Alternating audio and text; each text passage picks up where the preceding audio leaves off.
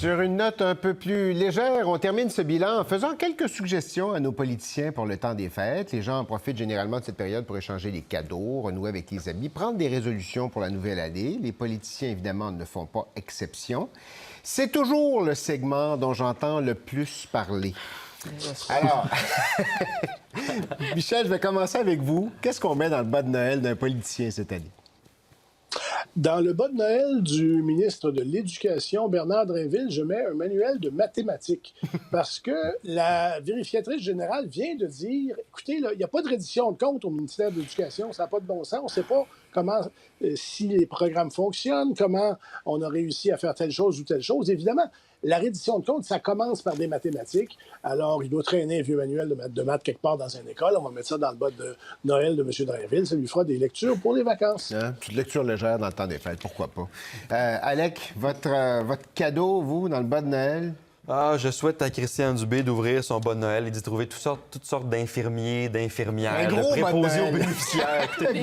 Écoutez, partout où Christian Dubé regarde dans son ministère, que ce soit au bloc opératoire, dans les urgences, les infirmières praticiennes spécialisées pour ces nouvelles cliniques, le 811 pour le triage, il manque d'infirmières et d'infirmiers. Partout.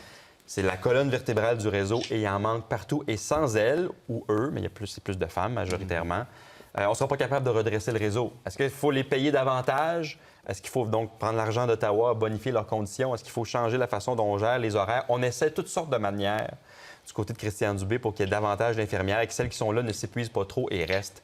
Mais ça reste le casse-tête principal de tout ce qu'on parle en santé, là, c'est les infirmières. Oui, parce que même avec une enveloppe d'argent extraordinaire d'Ottawa, si on n'a pas le personnel, ça ne fonctionnera pas. Chantal, votre cadeau, à qui, quoi? Et pas un politicien, mais un compatriote franco-ontarien qui s'appelle Paul Hulot, qui est le juge qui s'occupe de la commission sur la loi des mesures d'urgence. J'avoue que si j'allais porter des cadeaux chez lui, ce serait ou bien une caisse de Red Bull ou bien un abonnement de café, parce que s'il doit produire un rapport dans les deux langues officielles à temps pour la mi-février, il ne passera pas un Noël à faire une cure de sommeil. Pas un gros réveillon, non, effectivement. Je reste avec vous, tiens. Qui devrait une résolution pour le Nouvel An? Qui? Quoi? Non, c'est pour le réveillon et c'est un conseil à Justin Trudeau et à ses ministres, peut-être en 2023. Abandonner le manger mou pour commencer à parler aux Canadiens comme s'ils étaient les adultes qu'ils sont. Ça ne le ferait pas de tort, puis en plus, ils trouveraient peut-être ça bon. Alec? En plus. Vous savez que François Legault est ami avec Doug Ford en Ontario. Oui. Ils se textent, se parlent régulièrement. On prend une bière ensemble. Voilà. Alors, la résolution que je souhaite pour François Legault, c'est de devenir ami avec un autre premier ministre d'une autre province.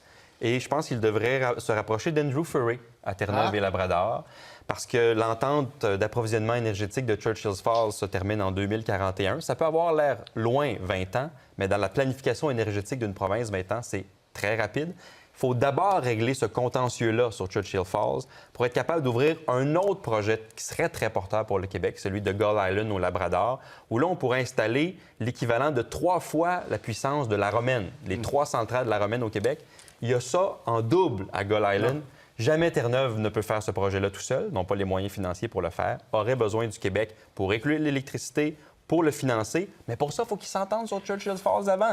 Alors, on change le numéro de téléphone et on texte Andrew Furey. On va faire un petit tour à Terre-Neuve et Labrador, puis on commence à placer tranquillement, éventuellement, pas en 2023, mais des bons rapports pour être capable de régler ça. Non, mais le Québec en a besoin. Oui, on peut bien parler de sobriété énergétique là, puis diminuer le chauffage dans le jour, là, mais la vraie solution, c'est Churchill Falls et Gull Island, et ça, il faudra commencer à y penser. Un nouvel ami. Michel, dans la résolution. Votre question de départ, c'était une résolution ou un souhait? Moi, j'ai fait un souhait. Ah oui. Qu'on ait finalement, passez-moi l'expression, un break dans les virus. Oui, tout le monde je suis d'accord. Il est bien placé pour le faire. Vous l'illustrez bien, oui. Oui, je suis bien placé pour le dire. Tout le monde qui travaille dans le système de santé n'en peut plus. On est, je le disais, au bord de l'implosion là-dedans. Et on voit ce qui est en train d'arriver. Là. C'est comme une triple couronne de virus. Là. La grippe saisonnière est effrayante. Les virus pour les enfants, respiratoires pour les enfants. Puis, elle n'est pas finie, cette pandémie-là. Regardez ce qui arrive en Chine actuellement. Là. Ouais. Si la Chine reprend la pandémie d'Omicron, ça peut revenir ici. On a vraiment besoin d'un break. On se le souhaite tous, Michel, effectivement. Oui. Voilà, on voulait finir sur une note positive. C'est ça. C'est toujours un peu plus difficile. C'est comme ça quand même qu'on va conclure notre émission aujourd'hui. Notre dernière émission de 2022. Merci encore de nous avoir accompagnés au cours des derniers mois. On va faire relâche pendant quelques semaines. On va vous retrouver le 15 janvier. Merci à tous nos collègues d'un bout à l'autre du pays qui nous donnent un fier coup de pouce chaque semaine. Merci à vous trois d'avoir été là. Merci d'être encore là en 2023. C'est un plaisir de vous avoir autour de la table. Et merci à vous d'être là chaque semaine à la maison. Ici Daniel Thibault à Montréal. Au nom de toute l'équipe, je vous souhaite une excellente fin de journée, une bonne période des fêtes et je vous retrouve le 15 janvier.